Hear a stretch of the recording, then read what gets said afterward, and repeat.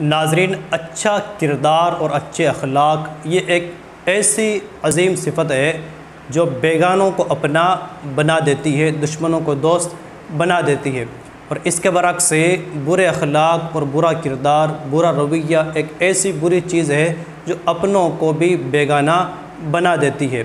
نبی پاک علیہ السلام نے امت کو اچھے اخلاق اپنانے کی تاکید فرمائی ہے، اور اس کی فضیلت ارشاد فرمائی ہے کہ اچھے اخلاق یہ گناہوں کو اس طرح مٹا دیتے ہیں جس طرح سورج کی گرمی برف کو پگھلا دیتی ہے۔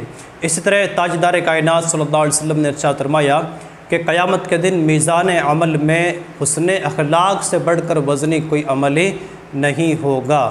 تو ناظرین محترم، اچھا اخلاق اور اچھا کردار اپنائیں۔ سیدہ ام المؤمنین عائشہ صدیقہ رضی اللہ تعالیٰ عنہ فرماتی ہیں کہ اچھا اخلاق یہ ہے کہ اگر تم سے کوئی رشتہ توڑے تو تم اس سے رشتہ جوڑو، اور اگر تمہیں کوئی محروم کرے تو تم اسے عطا کرو، اور اگر تم پر کوئی ظلم کرے تو تم اسے درگزر کرو۔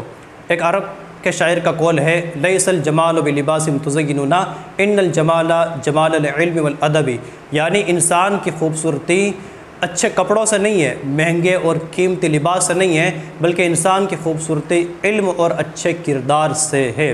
آقا کریم صلی اللہ علیہ وسلم نے امت کو اچھے کردار کی دعا سکھائی ہے، ان میں سے 2 دعائیں آپ کی بارگاہ میں پیش کرتا ہوں۔ اللہم حسنت خلقی فحسن خلقی، اے اللہ تو نے میری شکل و صورت اچھی بنائی ہے، اخلاق کو بھی اچھا بنا۔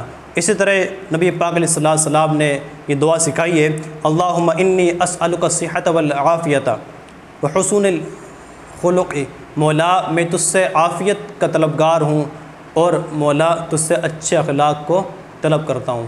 اللہ تعالیٰ ہمیں علم و ادب عطا فرمائے اور حسن اخلاق سے ہمیں سنورنے کی توفیق عطا فرمائے۔ السلام علیکم ورحمۃ اللہ وبرکاتہ۔ مغفرہ۔